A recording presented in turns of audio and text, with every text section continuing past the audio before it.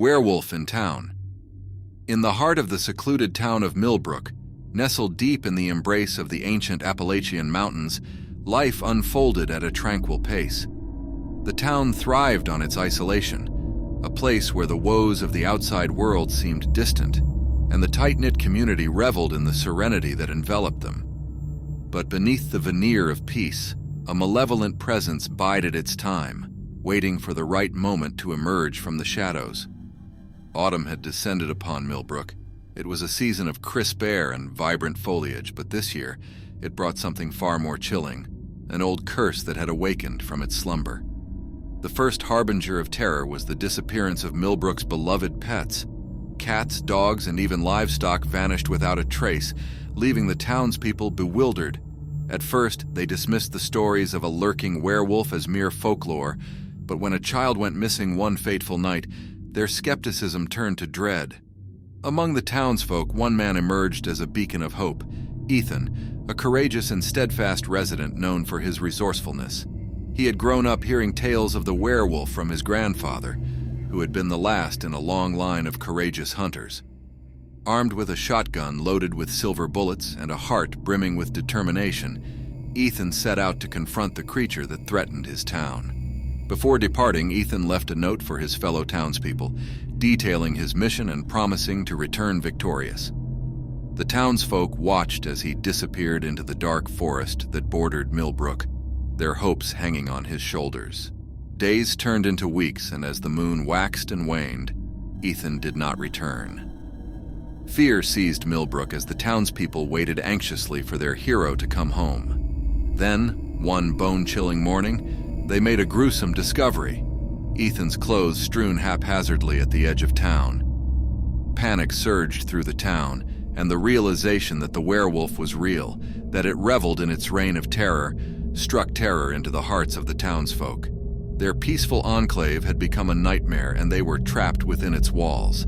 Desperation fueled action, and the townspeople, armed with torches and makeshift weapons, formed a search party to find Ethan and confront the creature that had stolen their peace. The forest, once a source of solace, had become a labyrinth of dread as they ventured deeper into the unknown. As they pressed on, the air grew icy, and the eerie howling of the wind seemed to foretell their doom. In the heart of the forest, they stumbled upon an eerie sight: an altar fashioned from bones and dried blood, a grotesque tribute to the werewolf's malevolence. The tension was palpable, and the townspeople knew they were drawing closer to their quarry. But their hope turned to terror as they witnessed it. The werewolf, a nightmarish fusion of man and beast, standing before them.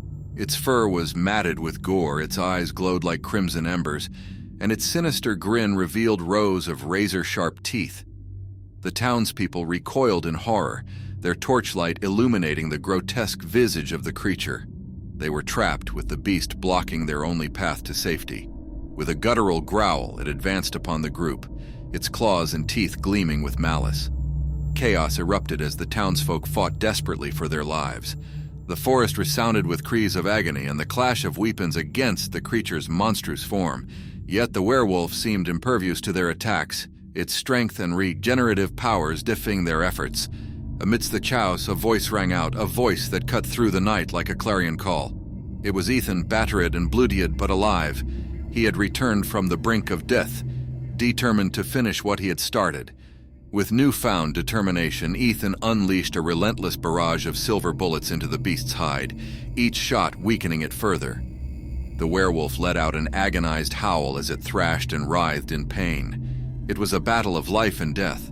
But in a cruel twist of fate, the werewolf's strength proved too great. With a savage lunge, it tore through Ethan's defenses, its jaws closing around him. The townspeople could only watch in horror as Ethan's defiant screams were silenced, and the beast dragged him into the depths of the forest. The townsfolk, battered and traumatized, were left with a grim realization: their hero had fallen, and the werewolf remained undefeated. Millbrook would forever bear the scars of that dreadful night, a chilling reminder that evil could lurk in the most serene of places, waiting to strike when least expected. And in the depths of the forest, beneath the boughs of ancient trees, A sinister grin curled upon the werewolf's blood-smeared lips, its red, glowing eyes filled with a malevolent satisfaction. The nightmare had not been vanquished. It had triumphed.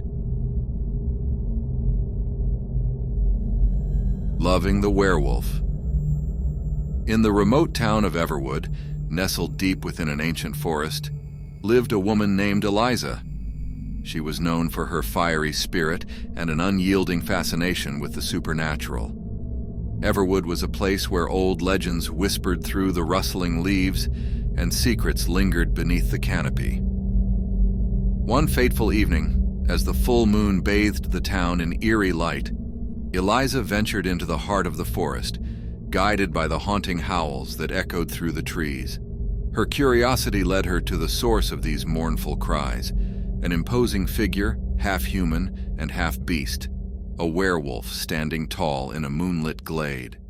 The creature's fur glistened like silver in the moonlight, and its eyes, though wild and untamed, held an inexplicable allure. Fear and fascination intertwined in Eliza's heart as she gazed upon the formidable being. To her astonishment, the werewolf did not bare its fangs or launch into a predatory pursuit.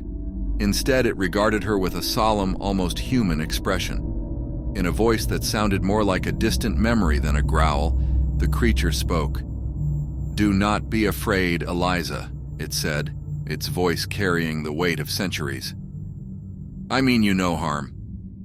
Eliza was entranced by the melodious timbre of the beast's voice, a stark contrast to its fearsome appearance. She cautiously approached, driven by an inexplicable attraction to the enigmatic creature. They began to meet under the full moon, their encounters cloaked in secrecy. Eliza and the werewolf, whose name was whispered only as Lucian, shared stories and confidences. As the nights passed, their connection deepened, and an unconventional love began to bloom amidst the shadowy forest. Lucian, it seemed, had the ability to maintain his human consciousness during his transformations, and he vowed never to harm Eliza. He was different from the savage predators of lore, a creature cursed by a fate he neither sought nor deserved.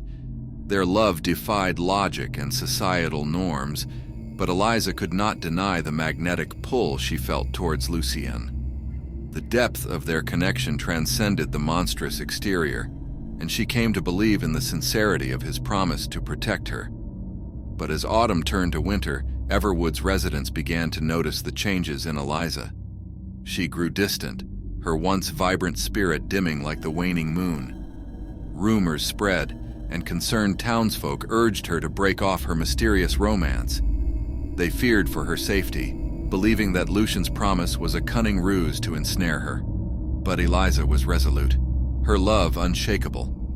She refused to abandon Lucian, convinced that their bond was unbreakable. She could not ignore the depth of emotion she had found in the heart of the beast.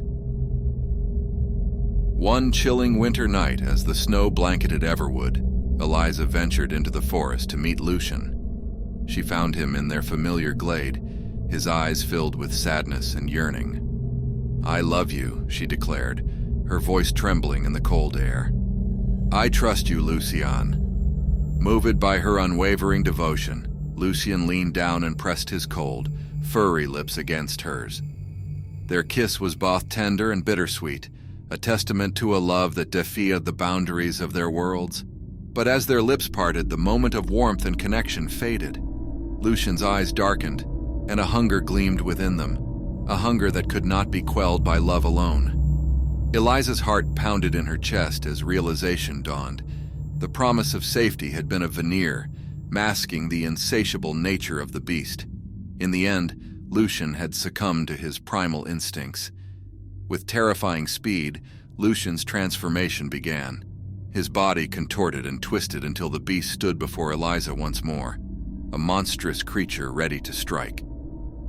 She stumbled backward in terror, but it was too late. The creature pounced, its fangs sinking into her flesh. As the world faded to darkness, Eliza felt an odd mixture of despair and acceptance. She had loved a creature of the night, and it had devoured her heart and soul. In the morning light, Lucian stood alone in the glade, a solitary figure bearing the weight of a love that had ended in tragedy. The forest whispered its secrets, and the townsfolk of Everwood remained unaware of the doomed romance that had unfolded beneath the haunting glow of the moon. The werewolf's family. In the quaint town of Willowbrook, where the streets were lined with charming houses and everyone knew everyone else's name, there lived a man named Edward. He was a devoted husband to his wife, Sarah, and a loving father to their 2 children, Emily and James. But behind the facade of the idyllic family life, a sinister transformation was taking root. It began with subtle changes, ones that Edward tried to dismiss as the stress of his demanding job and the sleepless nights that came with parenting. He was a school teacher, admired by his students and respected by his colleagues.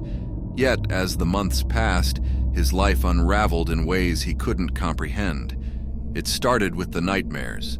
Horrifying dreams of running through moonlit forests, his senses sharpened, his body transformed into something primal. He'd wake drenched in sweat, his heart pounding in his chest, his mind haunted by the terror of his nocturnal visions. His physical changes were impossible to ignore.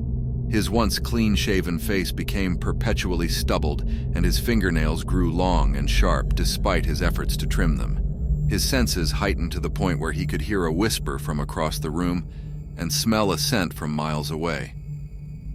Sarah, initially attributing these changes to stress and age, grew concerned. She watched as Edward's eyes darkened, and a hunger seemed to consume him from within. She tried to talk to him about what was happening, but he couldn't find the words to explain the inexplicable. One night, under the watchful glow of a full moon, Edward experienced a transformation that shattered any semblance of normalcy. He awoke to a searing pain, his bones cracking and reshaping beneath his skin. Agony coursed through him as he felt his body contort and change. In those horrifying moments, he realized the truth. He was becoming a werewolf. In the midst of his transformation, Edward's mind remained intact. He was trapped within his own body, a helpless observer as his instincts took over. The hunger he had felt in his dreams was now a tangible force, an insatiable craving that he could not deny. He emerged from the transformation, a monstrous creature with fur-covered limbs and eyes that gleamed with an unholy hunger. He couldn't control himself, and he couldn't stop what happened next. Sarah awoke to the sound of her husband's snarls, her heart pounding with fear. She watched in horror as Edward, now a creature of the night, pounced upon her. His fangs tore into her flesh, her cries for mercy falling on deaf ears. Emily and James, roused from their sleep by their mother's screams, huddled in their shared bedroom. Terror-stricken, they listened to the guttural growls and the sounds of the gruesome feast unfolding just beyond their door. As dawn broke and the moon's malevolent influence waned, Edward retreated into the shadows, leaving behind the lifeless body of his beloved wife. The house that had once been a sanctuary of love was now a chamber of horrors. Emily and James, their innocence forever shattered, managed to escape through a bedroom window. Tears streamed down their faces as they fled into the dark, their young hearts burdened with the unimaginable loss of their mother and the terror of their father's monstrous transformation. Willowbrook would forever bear witness to the gruesome tragedy that had unfolded within its midst. The memory of that night would linger, a chilling reminder that even the most ordinary lives could descend into madness, that the darkness within could be unleashed with a ferocity that defied explanation. In the aftermath of the horrifying tragedy that befell their family, Emily and James found themselves living with their Aunt Clara in a new town far removed from the haunting memories of Willowbrook. Yet, even in their new home, the darkness of that fateful night clung to them, and the scars of their ordeal ran deep. They would see those glowing eyes peering through their bedroom window or lurking in the dark corners of the house. They would hear his guttural growls carried on the night wind. The apparition of their father, now a creature of darkness, haunted their dreams and plagued their waking hours. Aunt Clara, unaware of the supernatural torment that had befallen her niece and nephew, attributed their fear to the trauma they had endured. She sought therapy for them, hoping it would help them heal from the unimaginable loss of their parents. But Emily and James knew the truth. Their father, in his monstrous form, continued to watch over them, a malevolent specter that refused to be exorcised. The nights were filled with dread, and sleep became an elusive sanctuary. In their darkest moments, Emily and James couldn't help but wonder if their father's transformation had truly been the result of a malevolent curse or some dark force that lurked within their family's bloodline. They knew they could never unravel the mysteries of that night.